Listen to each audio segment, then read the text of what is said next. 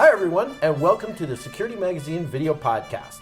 I'm your host, Ian Thornton Trump, and I'm joined by Comrade Lisa Forte and Comrade Philip Ingram. We're going to talk about Iran. I think so, and we're sponsored by Cyjax, and we're doing it for Security Magazine, isn't that right? That's right. Yeah. I left that part out, but that's okay. So now that we have our topic of conversation, this is really timely because Cyjax has put out a wonderful piece of content on China, and we have had Comrade Lisa has just returned from China, and we're really delighted and excited to talk about those issues. So broadly speaking, Lisa, any major revelations that you want to drop at the beginning of this podcast? I think for me, I went to China with a lot of preconceived ideas of what China was going to be and what the issues were going to be. And I was completely wrong on a large quantity of them. Now, that's not to say that there aren't really serious issues, and we will address some of those, but I was totally off the mark on where I thought they would be.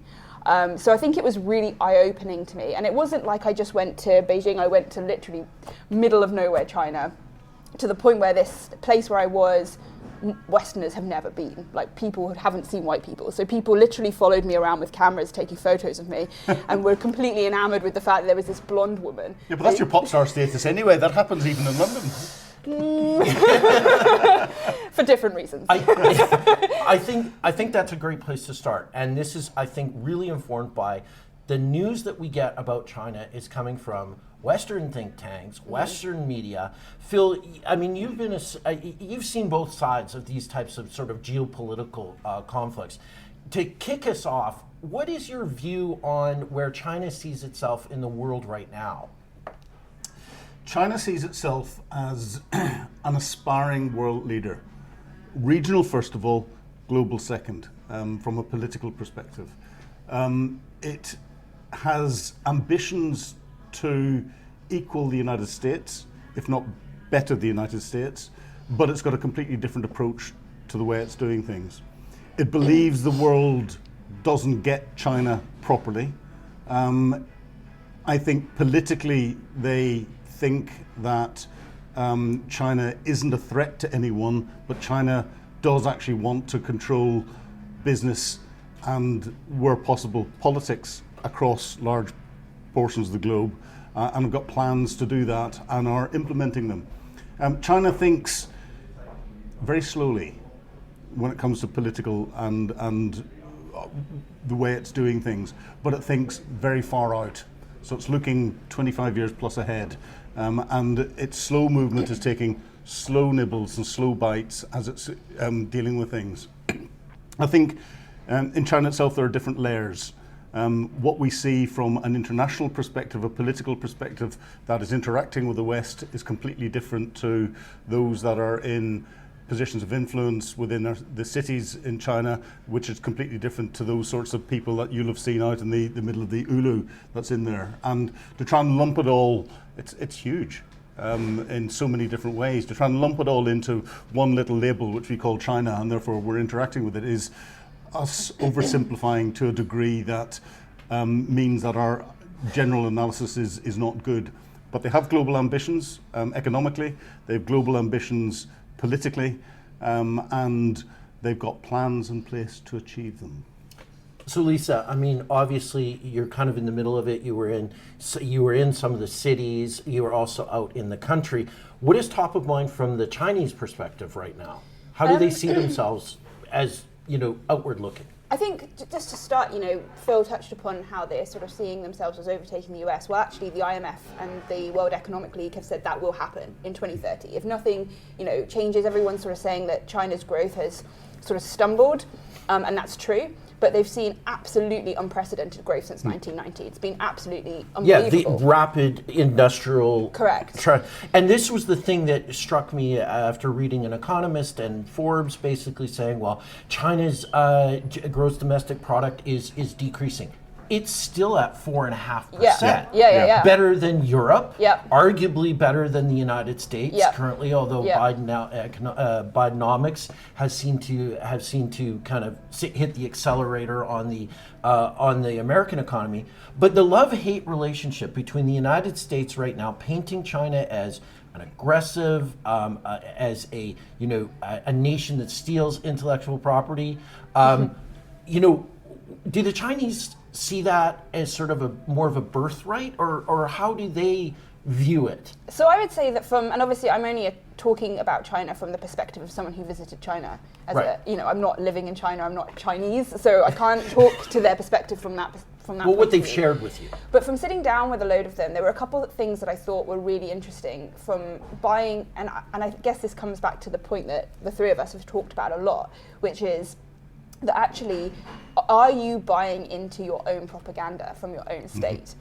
And I went there and I realized, and I always sort of prided myself on thinking that I was relatively impartial and I was seeking out different news sources. And when I got there, I was like, oh, you're not. You have bought into all of that propaganda, which just isn't true. For example, they watch BBC News. There's no censorship from the perspective that they don't have access to Western news. They're watching Western news. They're speaking English. It's not that kind of cut-off society that we like to think it is, or that we like to sort of talk Well, they're about. doing that out in the middle of the countryside as well as in the cities. Yeah. Okay.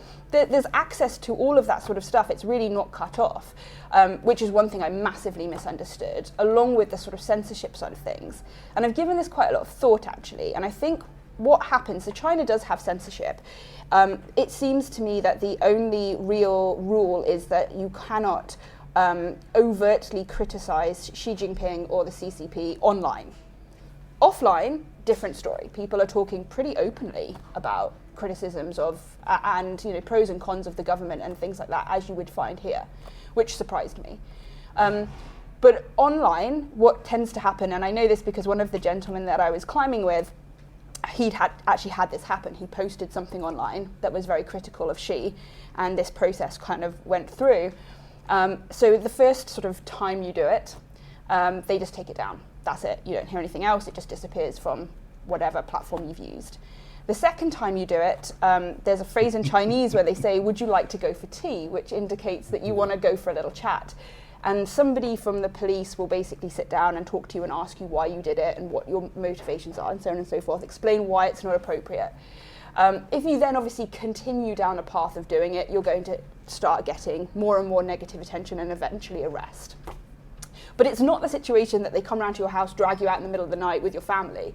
And I was giving this some thought, and I think the problem we have is that we in the West understand sort of authoritarianism and this kind of censorship, and we look at the models we've previously looked at, so like the NKVD and the Savak in Iran, and we've gone, this is what they do, this is what censorship looks like, so therefore it looks like that in every country. Yeah, we're only seeing it through the lens of authoritarian regime. But I think there might be another explanation for it, because we would not know about the first posting and it just been taken down, the second posting, the little informal chat and all the rest of it. The first time it would actually come to the attention of anyone in the West who's looking in is when they were arrested. They're starting to get arrested in bits and pieces. So the perception, therefore, from those that are watching the country would be, actually, when someone does this, the immediate reaction is for them to get arrested. So it's fascinating to hear that this is a graduating thing. But I think that's also strategy. And as you were saying, that the Chinese are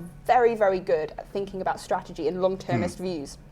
And if you go around, like the Savak did in Iran, arresting people and their families and taking babies off their mothers and all the horrible things, what you ultimately get is an uprising. Because ultimately you get to a tipping point where the people have just had enough of being oppressed. And so I think it's actually a way of kind of enforcing the censorship, but in enough of a reasonable way to keep the population pacified enough. And we have to remember that the CCP, as is, came into being through an uprising. And generating that. So they've got the history of understanding how to generate that, and therefore the history of, and therefore the understanding of how to stop it from happening again. Because I think the KMT unified China in like 1928, right? So it's not really that long ago that it became a and unified by state. unified, I think we can say the elimination of any opposing view. Well, The ultimate level of unification. yes, would you say? they focused them into one place, which they've now got ambitions for, and that's Taiwan, of course. Yeah. I want to get to that, but let's go to one of the things that's coming out in the Sajak's paper is about the aspirations of the Chinese, both cyberspace, which I know is a lovely thing that you enjoy, cyberspace and military capability. Quick assessment of where China is. Is it a blue water navy yet? Yes, they've just launched a third aircraft carrier. They have an overseas base in Africa. Therefore, they've got power projection capability. They are developing the equivalent of the Royal Navy in numbers of capital ships. They're launching on an annual basis. So the Navy is growing, their military are growing. They've been through a massive program of professionalizing and re-equipping their military. They're now looking at the lessons that they can get out of the failure in Soviet-style equipment in the war with Ukraine, and I think they're going, oh, crikey, right, we need to rethink things, and that's what's slowing them down from any military action. The one thing they don't have militarily is any experience fighting. Right. They have not been involved operationally anywhere. So they've got lots of good kit that's in there. They've got lots of people. They will still follow the old communist types of training where it will be very scripted, and they've got no experience of military operations where it goes from a realistic perspective, unscripted very quickly indeed. That's their Achilles heel. Gotcha. And of course, they have the lovely model of various American aircraft carriers in the middle of the desert to familiarize themselves. And it's not just that. You look at the latest Chinese aircraft, and they're direct copies of the F-35, the F-22. That's because they've got the plans.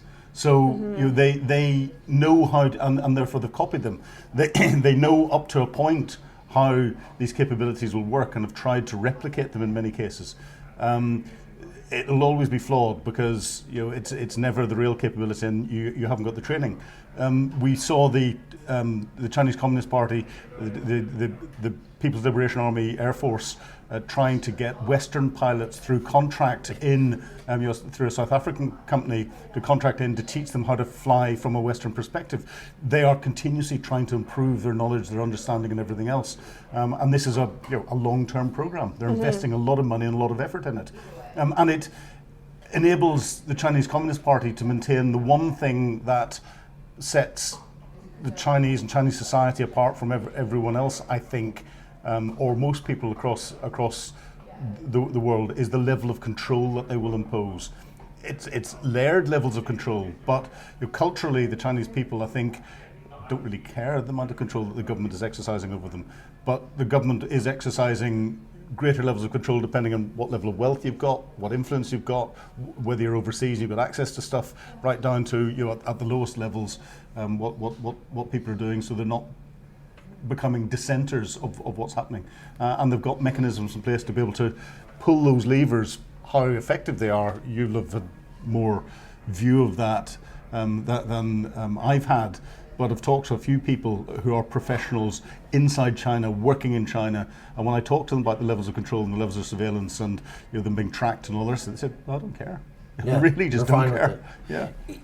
So, Lisa, obviously there's some taboo subjects in China and anything to do with its relationships with Taiwan and Hong Kong and not being pro-one China.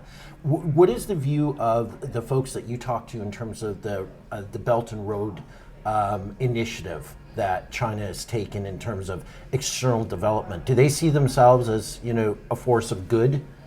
Yeah, I think the thing you've got to remember is that because China has taken on this really steep trajectory in terms of development, I mean, it's pulled more people out of poverty, I think, since 1990. It's an unbelievable number, anyway, of people who were lifted from completely illiterate to now having a high amount of people, almost too many people going to university. Rapidly growing middle class. In my lifetime, which is just unbelievable. There's a lot of people who remember the situation under Mao and the sort of 1953 stuff, and how all of that has transpired. And I think the key thing that kept coming across, and with regards to Taiwan as well, wasn't so much that they didn't think Taiwan was part of China, and I don't necessarily think that's an appropriate debate to get into here right now, but it was more that they were concerned that a war would cripple them and put them back, because actually what the Chinese people are really enjoying for the first time in a generation really is they've got disposable income. They're buying Apple products, they're going to Starbucks, they're buying Teslas, which are everywhere. They're enjoying all of those things, and they don't want to let that go. Yeah, it makes sense. But see, I think that's why, from a political perspective, Xi Jinping and the Chinese Communist Party saw a potential opportunity when Russia reinvaded Ukraine, and that potential opportunity was maybe to deal with the Taiwanese issue there and then.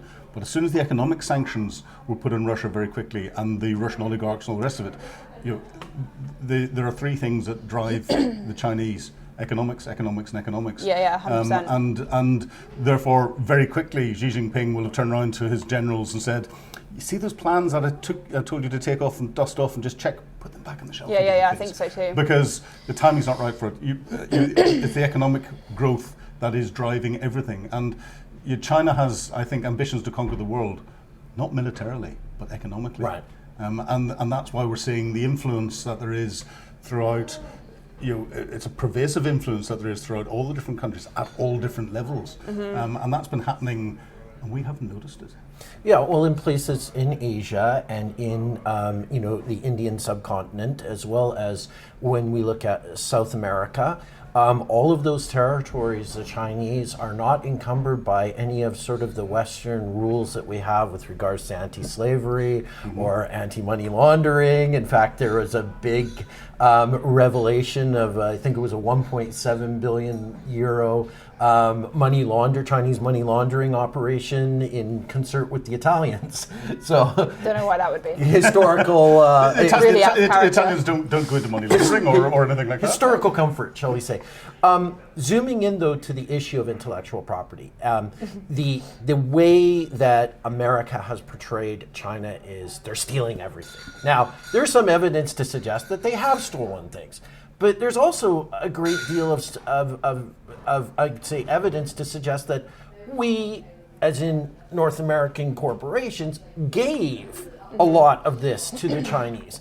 And then we're aghast that they're capable of making, Micron or the microelectronics that, we had given them the capabilities to do that on our behalf, but now they're, God forbid, they're making their own thing with the stuff that we gave them. So is there a lot of confusion then about this level and state of espionage when it comes to China? Yeah, I think that it's interesting. So, as I said at the beginning, there were some definite things I went into China thinking that turned out to be wrong, and there were some things that I underestimated that turned out to be a much greater issue. I think one of the things that struck me about the Chinese that I spoke to, and I actually met a couple of people who own manufacturing plants, and they were sort of saying that they had this attitude of, someone said, well, we make these amazing sort of 8,000 meter climbing suits, which are like a big down jacket that covers your legs and arms for climbing Everest and the big mountains of the world. And this guy was like, well, bring us one and we'll copy it. And I was sort of taken back and I was like, what? That's like throughout Chinese society. That's business. That's business. That's business. And to some degree, and I've given this some thought, obviously we define intellectual property theft, and there's overt sort of intellectual property theft where you've copied the brand, you've copied everything. But there's also this kind of grey area where you've taken someone's product, you've pulled it apart, which is what the Japanese did with the Mini back in the day, and you've kind of re-engineered it. And what's that? Because that also sort of fits within this, and they're doing that a lot. So they're very, very good at taking copies, which I think, whilst you carry on the discussion, I have two props that I have brought. Well, sure. The other thing that comes in with this is, I think we've naively given things away because the Chinese are very good. They've got a massive intelligence gathering machinery, and as you're gathering an intelligence picture, it's like collecting individual pixels off the best quality television screen that you can get. Each individual pixel means nothing. Right. And therefore they will have lots of people out gathering little individual pixels. They've got other people that are sitting back there going, this is how these pixels go together, because they've gathered an element that allows you to do that. And they put bits of the picture together. And therefore, as they're working into our manufacturing industries in the West in different roles, they will be able to show something. I remember at a defence expo in London, having something that we manufactured when I worked for a defence manufacturing industry on our stand, and went back 2 years later to find that an exact copy of it was on the Chinese stand that made similar components. And I knew it was an exact copy because the ones that we took onto our stand, we deliberately cut flaws into it. And I went round and picked up theirs and found exactly the same flaws cut into it. That was the going around taking photographs and remanufactured. And therefore, we let the Chinese come into our universities, into research, into everywhere else that's in there. And each little bit in isolation doesn't mean anything, but you put it all together, they can build a picture very, very quickly indeed. And they're working in this 25-year long-term plan, which is something that our mechanisms aren't in place to try and defend against. It's really interesting because, when you look at Japanese electronics and German electronics, very high-end, very sophisticated. When you want something that's inexpensive, mass-produced at a price that you can afford, some of the Chinese electronics that are coming out in terms of surveillance technology, intercept technology are truly phenomenal. I was just at a conference on close protection and executive protection, and one of the folks kind of said, well, here's what modern bugs look like. Absolutely blown away at the level of technology that there is now sort of common off the street. You wanted to share some props with us. Walk us through what you've discovered. Now, the American audience might not get this, but the British audience will definitely get it. So I went into a co-op, a sort of street store, and found... A 7-Eleven. Like a 7-Eleven, well, yeah. My likes. So even at this level, China is ripping off brands, or perhaps Maltesers ripped off My Likes. We haven't established that yet, so let's just be completely fair. If it's quite Cadbury's, possibly it was bad. And this is also owned by a Japanese. This is interesting because they've taken Galaxy, the chocolate bar, but they've put Dove, as in the cosmetics brand logo, on it. So that's curious. We will try these later and we'll feed back. But I think that kind of... You can try them first. No. I have brought you gifts. You must celebrate those gifts. I think what you're saying is quite interesting about this and about the intellectual property side of things. And I do agree with you, but I must say, one thing that I came away from is thinking, actually, the days where we thought China makes these cheap, rubbish replicas of stuff are long gone. The quality is really, really good. And when you look at some of their brands, whether they're ripped off or not is a different question, but when you look at some of their climbing brands and their outdoor clothing brands and their electronics, really good quality stuff, really good quality cameras on their phones, really good quality... those days are long, long gone, I think, where they just made this sort of rubbish, cheap stuff that came out. I mean, the cars and stuff that they're making. And I think some of the intellectual property, like My Likes, obviously they've prevented Maltesers from entering the Chinese market, right? And they've replicated Maltesers. We will feed back on how well later. They've hacked, is it Nestle or Cadbury that produce Maltesers? I'm not sure, actually. I think it might be Nestle. Nestle, I think. So they've relaunched this into the Chinese market, which the Chinese market is the biggest market in the world. Right. And this comes on to my next topic that I want to just bring into this, which is the sort of Jack Ma situation. So Alibaba made more money just in China than Amazon made in the whole rest of the world. So that tells you how big the Chinese market is. So if you can take Maltesers and you go, okay, scrap Maltesers, we'll make My Likes, push that out into the Chinese market, golden. Like, you've made loads of money. So I think a lot of the brands aren't making it outside of China. They're preventing someone coming into China, copying it and selling it into the Chinese market. And Jack Ma has been a controversial figure, and it's really interesting talking to the younger Chinese people. They semi-idolize him, actually. And so he was the founder of Alibaba, became very, very rich, very influential, but attracted a lot of negative attention from the government because he started to become hypercritical online, saying some things that we would not expect of Chinese entrepreneurs, right?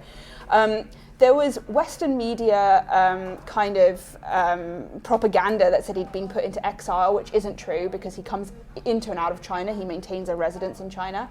I mean, you could argue that because he's so public, they can't do anything massively proactive. Like I don't know. anything. When's that ever stopped them before? Yeah. Well, for whatever reason, they have decided to leave him be and let him go back and forth. But they have divested him of his interest in Alibaba. But he has become a sort of semi-iconic figure within the younger population, which is quite interesting and probably quite worrying from Xi's perspective. Well, and this goes to a point that we made earlier about how you can be wealthy in China, but you can't be too wealthy in China. Yeah. And there's a political reality that I think where the Communist Party, although it seems to enjoy the Western capitalism and attract Western investment in that capitalism, up to a certain level.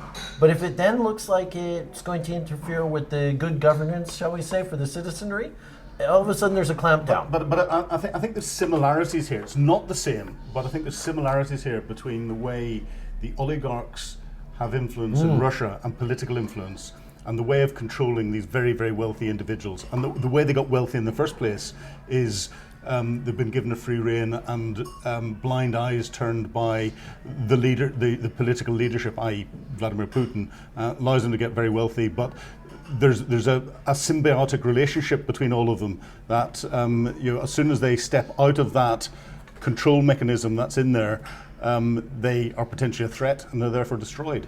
In the same way in China, I think as people, you've got these very, very wealthy individuals, and we keep forgetting about, in the last century, the Chinese gangs that operated across the world and within Chinese communities in the United States and elsewhere, that controlled criminal enterprises that were coming in and out, and traditionally that's been there supporting Chinese leadership from the year dot.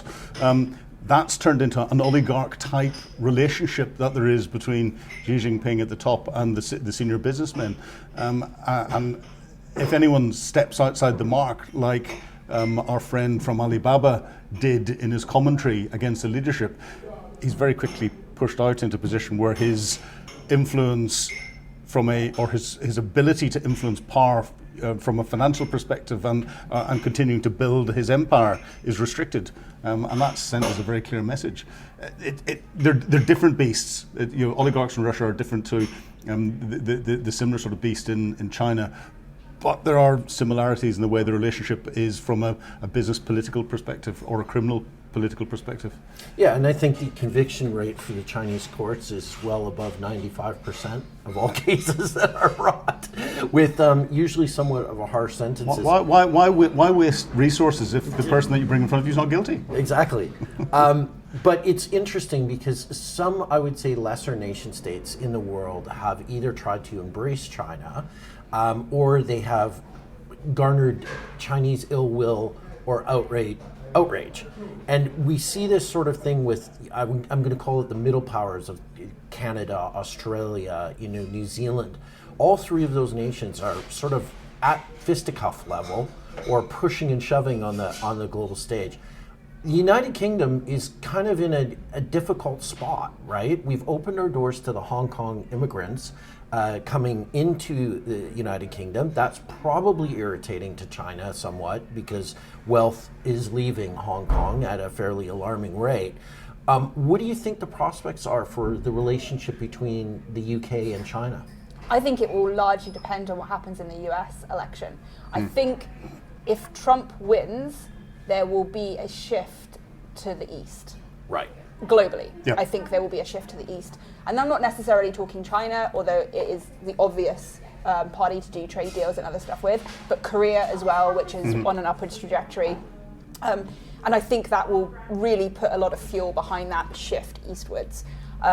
So I think that will be the biggest drive. I actually think that my experience, like people had a very positive view of the Brits actually in China. It wasn't negative. They watched the king get, inaugurated or whatever you call it, and it really wasn't negative. The attitude towards the US was different. Yeah. Not quite so positive. But yeah, I think it's interesting it's such a difficult country as well because, like Phil said, it's enormous. And it's not, and they're even aware of this, there's no Chinese person. You know, they've got Mongolians, they've got Tibetans, they've got Cantonese, Sichuanese, they speak different languages. They have different cuisines, they have different histories. It's like a unification of loads of different states almost into one country. So when you say China and Chinese people, it's like, what does that even mean? It's sort of devoid of any real substance, but we in the West and through our media, we're very reductionist in how we talk about things. So we go, Chinese people are like this and China is this. And when you go there, you're sort of like, and we forget, we forget the differences and contrasts between, say, America, Texans, and Californians, and New York, and 100%. But so we're labeling a complete people in the way that the reality is we're just labeling the government, the controlling power that's there, and the senior and the major industries, the leaders of the major industries that feed into that. Yeah. That's China. Yeah. The rest of it is all of the different ethnic and social backgrounds and everything else. And it's interesting to see the Chinese view of some of those ethnic groupings, and we see the way that the central government deals with the Uyghur people because they see them as a potential threat that could destabilize some of the regions. So they're quite harsh in making sure that they can control that threat in a way. And again, we use that to label how they're dealing with all ethnic minorities across the place, not actually properly recognizing that the vast majority of the rest of what we call normal Chinese people are from so many different ethnic minorities, and they're just going about their daily life the way they have done for thousands of years. I think one other thing that I just want to say that really shocked me was the attitude people had to other countries that weren't UK and the US. For example, North Korea. So this was really interesting to me because I was under the impression very much so that China and North Korea were like best friends and getting on really well. Not the case at all. Really? No. And what's really interesting is the amount of absolutely hilarious propaganda that goes out about Kim Jong-un, making fun of his hair, making fun of all Chinese comedians making fun of him publicly within China. Wow. The attitude in China is actually really interesting. The Chinese people feel very, very sorry for the North Koreans. They look at that in like an empathetic way. I suspect that the situation with China and North Korea is China is trying to keep him on a short rein to avoid a war and put Americans right next to China. Yeah. But they probably think it would be brilliant if he stepped down and we could put someone a little bit more stable in government there. Maybe that's his sister too, I think, because she's been involved in the North Korean. She's increasingly more present and has been at the parades. I want to go, as we sort of like wrap up this view, which I think has been really fascinating, I want to go to exactly what you said, having Americans next to China. That's happening in the South China Sea. Is that a future hotspot, or do you think that's, sort of tit for tat? We'll go with Phil first, or Lisa first. Well, I think I will just put a little bit of historic perspective and then Phil can talk about strategy. So back in the day, China created the 11-dash line, which was a line that stipulated this is basically our EEZ. We control this exclusive economic zone, ex-maritime lawyer, so this is my thing. So they created that, and then they came to an agreement with Vietnam that they can have their little bit and it will be separate. So now it exists as what we call the 9-dash line. So they've created a line and they're claiming that part of the South China Sea belongs to China. They're also building a few islands so that they can say, this is our sovereign territory. Now the thing to remember here is it is complicated. Like, there is history there that China has owned part of that. The UK has also tried to push the boundaries of how we extend our EEZ into the North Sea, which we got struck down. But I think the key thing to remember when the US starts mouthing off about this, the US never ratified UNCLOS, which is the United Nations Convention of Lawyers. They didn't. They like to pull it out and say, look. They like to pull it out. But they stand alongside, states like Afghanistan, Iran, and Libya as countries that didn't ratify that convention. So whenever they start mouthing off about it, I sort of feel like you have to take that with a pinch of salt. China did ratify UNCLOS and is bound by it. So I sort of feel like that has to be a very cautious with how you deal with that and the US view on it. The Philippines are not very happy at the moment with it. But again, I think, as Phil and I were just saying, I don't think China wants a war. And in fact, last point from me, I promise, there's a saying in China that they all live by, both in their lives but also at sort of higher levels, which is we'll fight over the table, but we won't tip it over so we can all eat, right? Right. And that is kind of, I think, absolutely the strategy with Taiwan and with the South China Sea. We'll fight over the table, but we're not going to actually do something that means that our economy is... Or there's a plan that will unfold over the next 25 or 30 or 40 years, right? I go back to what drives China: economics, Yeah. economics. Yeah, it's true. The one big thing that China, even though it's such a vast country, is short of are natural resources. Hence why China is doing so much in Africa and has effectively bought Africa. Hence why China is supporting Russia covertly through the back door. It'll be buying as much natural resources as it possibly can. Hence the policy in the South and East China Seas around the Paracel and Spratly Islands. From an economic perspective, there's assessments that there are huge reserves of natural resources underneath that area of the South China Seas. So they want control over it so that they can exploit it. Yeah. Hence why they're taking, having ratified UNCLOS is fantastic, because they're taking sand spits, which have got no legal basis in international maritime law. They're turning them into islands, which immediately give them territorial waters around the outside and an exclusive economic zone out to 200 nautical miles around that. Again, which gives them the ability to start and exploit things. The creation of islands is not quite covered in UNCLOS in the sort of way that it's being exploited and deliberately done to try and further territorial gains. The other thing that there is through that area of the South China Seas is probably some of the busiest international shipping routes and shipping lanes possible, and therefore has a massive impact on international business. And for them to be able to control that is, and a lot of it's going out of China to the rest of the world, or stuff coming into China, is protecting their national interests in what's going on, therefore protecting them from an economic perspective, but also enabling them to control what's going on elsewhere. And it's this little bits, taking little snippets of control that each one individually doesn't make a huge difference. If they close the area off and force shipping to go elsewhere, it adds an extra 4 or 5 days potentially onto some of the routes, but that in itself isn't going to cause a conflict. But you start to do that with everything that they've got across the place, and their ownership of other natural resources, and in particular rare earth metals is somewhere that I look at. They own 90% of the global supply of rare earth metals from economically viable mines, and they're needed for every bit of electronics that are coming out, and we're becoming a more electronically enabled world. And they own it in Australia, and they own it, a lot of the mines in Australia, they're physically owned by Chinese companies. That's why we're getting the Australasian countries going, oh, we're worried about this, because they've let it happen.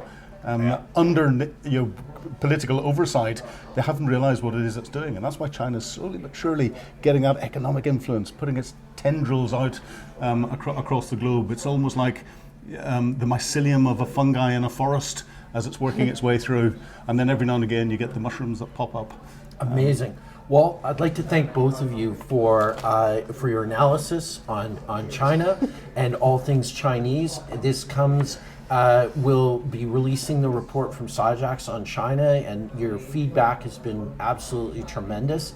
And yeah, thank you to our sponsor SciJax and Security Magazine for hosting it. Yay!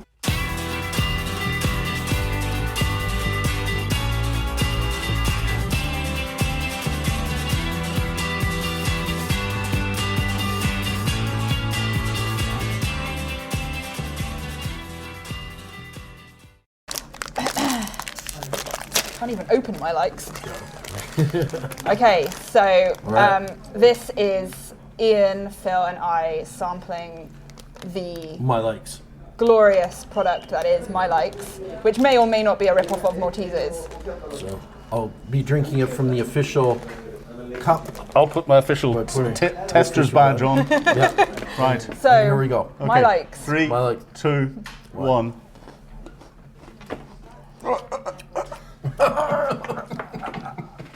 It's close. I would say it's close to Maltesers, but the chocolate's not quite there. Chocolate's not there, and the inside's a bit chewier, and it's not as light. Yeah. Okay, we have one more treat to try. And it's very sweet. There's a lot of sugar in it. Yeah. Well, we think it's sugar. Yeah. So this is Dove, which is Galaxy branded with a moisturizer brand. Right. Yeah. Oh, So- those are disgusting, actually. They got a bit of a kick, haven't they, at the end? Yeah. Wow. So, yeah. It's Oh my goodness. it's not really a color found in nature. Well, it's bright green. All right. It smells a bit like green tea. It does a bit, yeah. Oh, hang on, that could be. Hey, man. That's better. That's better than my likes. No, it is. I don't know. It's not really. It's the Chinese equivalent of white chocolate with something herbal in it. Yeah, I'm not a fan. Hey. No. You would prefer my likes? Okay, can we get some votes for my likes? Okay, I would do my likes over the pretend Dove Galaxy. I'm going Dove. What Really? are you going I'm for? going neither. You have to pick one. They're both disgusting. I could probably eat the Dove. I couldn't eat a packet of those. My likes. Yeah. There you go.